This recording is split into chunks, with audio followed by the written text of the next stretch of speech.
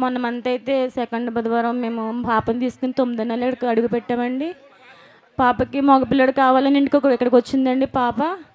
అలాగే దేవుని కృప వల్ల మా పాపకి బాబు పుట్టాడండి. 22వ తారీఖున ఆపరేషన్ చేశారు, బాబు పుట్టారు. బాగానే ఉందండి.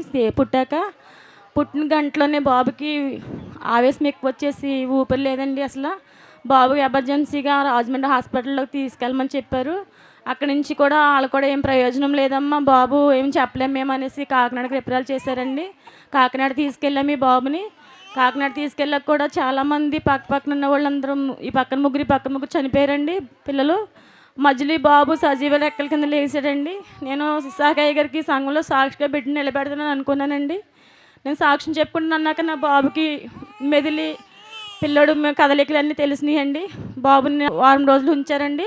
9వ రోజున మేము ఇంటికి వచ్చి పాప దగ్గరికి వచ్చామండి. తల్లి దిక్కున బిడ్డ దిక్కున ఉన్నామండి మేము ఇప్పటి వరకు. తల్లి బిడ్డని ఇక్కడ తీసుకొచ్చి సాక్షిగా నిలబెడతాను అనుకున్నానండి నేను. అట్టి రీతిగానే పాపని తల్లిని కూడా తీసుకొచ్చానండి. ఈ చిన్న సాక్ష్యం దేవుడు దీవించును గాక.